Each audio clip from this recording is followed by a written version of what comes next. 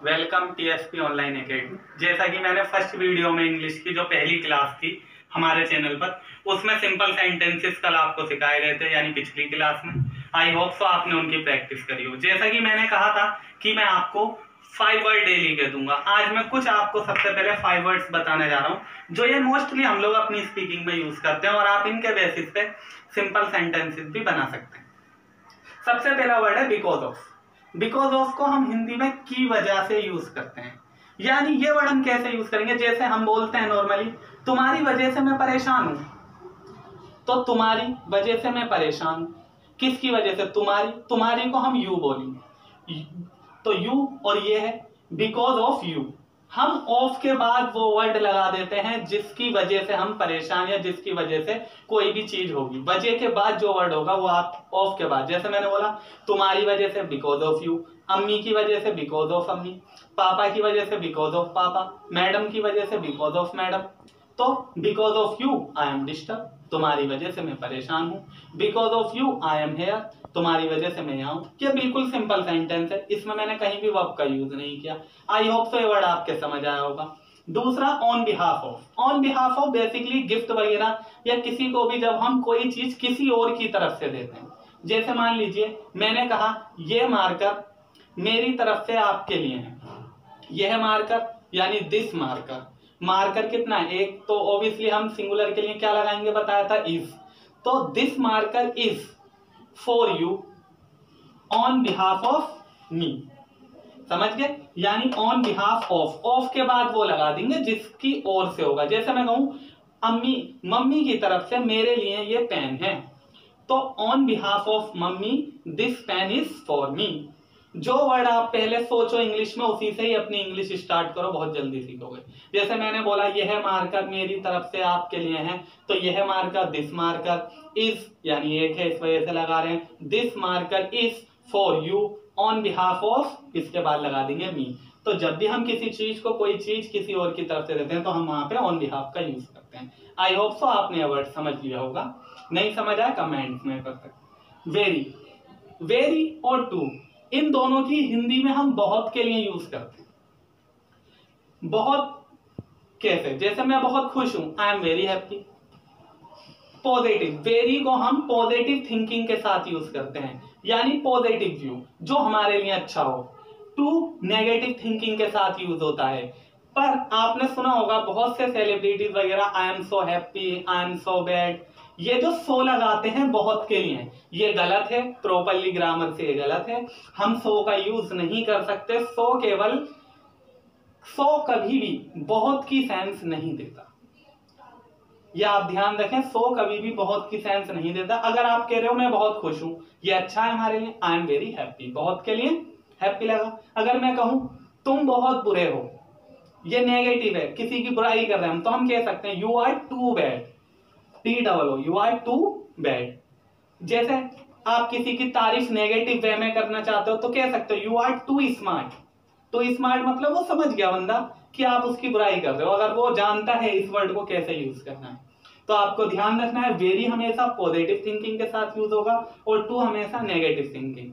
इन सभी वर्ड के यूज आप अपने सिंपल सेंटेंस की प्रैक्टिस में कर सकते हैं, जैसा कि मैंने बताया। दा के बहुत सारे यूज हैं, जब मैं आपको सिखाऊंगा प्रीपोजिशन, आर्टिकल वगैरह, तब मैं इन्हें डिटेल में बताऊंगा। बट आज बेसिक रूप में आपको दा को कैसे यूज करना है वो बता रहा हूं। दा को मैं यहाँ आपको वही के रूप में बताना चाहता हूँ। वही मतलब कैसे, जैसे मैंने बोला राम वही लड़का है, राम वही लड़का है, यानी ये सिंपल सेंटेंस है, कोई काम नहीं हो रहा। तो राम वही लड़का है, तो वही जो आया उस वही के लिए हम दा लगाएंगे। जैसे मैं कहूं राम वही लड़का है, तो राम इज द बॉय, तो Ram is the boy, Ram वही लड़का है। तो आप समझ गए होंगे। तो जब भी आप किसी वही की बात करोगे, जैसे मैं कहूं ये वही पेन है, दिस इज द पेन, ये वही पेन, तो जब भी हम वही की बात करते हैं तो हम यहाँ पे दा लगाते हैं। और अब मैं आपको आज की क्लास के कुछ नए रूल बताने जा रहा हूं। 3 आप देख सकते हैं गाइस, आज का जो हमारा नया रूल है वो बेसिकली पास है, पास था के लिए हम करने जा रहे हैं। पास था हम पास्ट में यूज करेंगे सिंपल सेंटेंस, पास है हम प्रेजेंट। पास है क्या मतलब, कोई भी चीज मेरे पास, मैंने कहा मेरे पास मार्कर है तो आई हैव मार्कर, मेरे पास मार्कर था, आई हैड मार्कर। यानी पास्ट में बोलूंगा तो हैड, प्रेजेंट में बोलूंगा तो हैज और हैव। पर प्रेजेंट में हम बात करते हैं हैज हमेशा सिंगुलर थिंग के साथ लगेगा, और सिंगुलर मैंने आपको पिछली वीडियो में बताया था कि जब हम किसी एक व्यक्ति की बात करते हैं तो उस चीज को हम सिंगुलर कहते हैं, और बेसिकली हम ही, शी, इट और नेम के साथ हम हैज का यूज करते हैं। अब आप सोच रहे होंगे कि हैव अगर प्लूरल के साथ यूज होगा तो आई यहाँ क्यों लिखा है, आई भी तो अकेला होता है, पर इसे हम प्लूरल सेंस में लेते हैं। ये रूल है इंग्लिश ग्रामर का, आप हैव को हमेशा आई के साथ ही लगाएंगे, कहीं आई के साथ आप हैव मत लगा देना। और हैव हमारा प्लूरल थिंग जब भी हम एक से ज्यादा चीज की बात करेंगे, जैसे मैं कहूं उनके पास मेरे पैसे हैं, उनके यानी मेरी नजर में वो लोग ज्यादा हैं, तो मैं बोलूंगा दे हैव माई मनी। उनके पास मेरे पैसे हैं, दे हैव, उनके पास, उनके को दे हैव माई मनी। समझ आया? ठीक है। और हैड चाहे वो सिंगुलर हो चाहे वो प्लूरल हो, आप हमेशा क्या करेंगे, हैड का ही यूज करेंगे। उनके पास हो या मेरे पास हो या किसी एक के पास हो, राम के पास हो, सीता के पास, व्हाटएवर, पर आप यही करेंगे।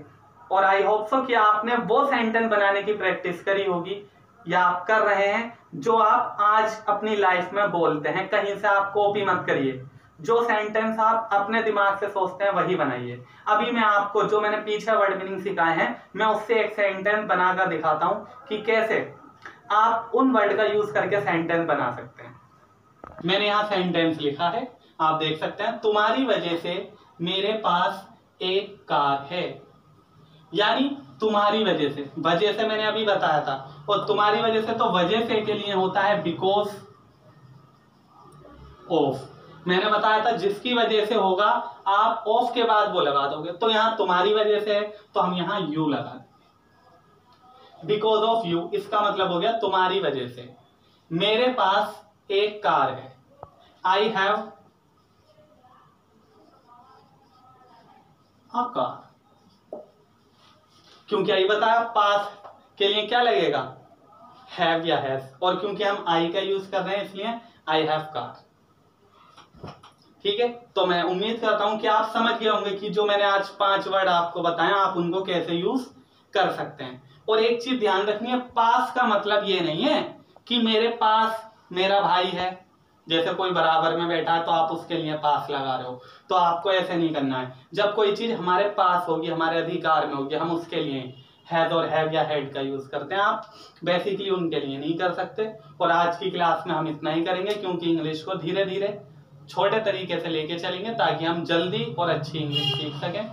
And very very thank you. और आपसे हमारी रिक्वेस्ट है कि आप इस चैनल को यानी TSP ऑनलाइन एकेडमी को आप लाइक करें, सब्सक्राइब करें और शेयर करें।